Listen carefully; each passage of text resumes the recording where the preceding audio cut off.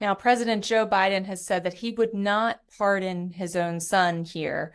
But what other legal options does he have? Is there anything else he could do to commute the term or otherwise lessen it?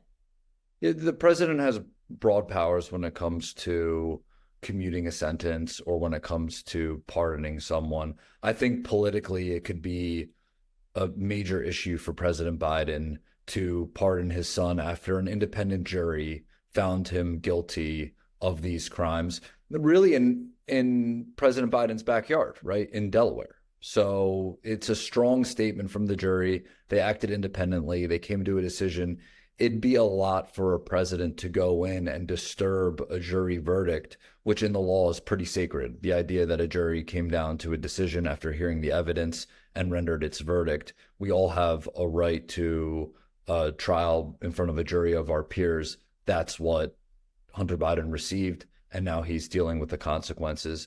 I don't imagine that President Biden will do anything to disturb this, even though as the president, he has fairly broad powers to. If he did want to, I think it would look, especially in light of everything that's going on with former President Trump, I think it would look bad and it could cause him some political backlash. So not in his political interest. The other ramification question I had for you, Jon-Jorge, is in the United States, and this can differ state by state, but there are laws around felons voting in elections. So can a convicted felon, can Hunter Biden vote for his own father in the November election?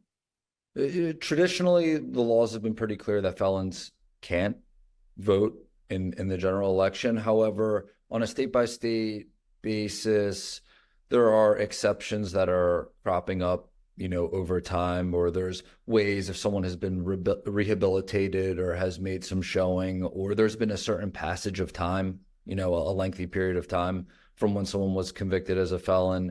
Maybe there's a process for them to expunge their criminal record or do something to get them that eligibility back.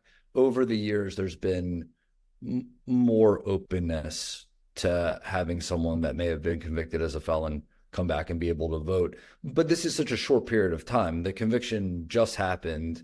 We have a general election in November. I think it's unlikely that he would be able to vote for his father in this election. And I also think he's probably going to be more focused on other issues, which are whether or not he's going to be going to jail, whether or not he's going to have a successful appeal. And Hunter Biden has another case in California related to tax fraud charges that is pending.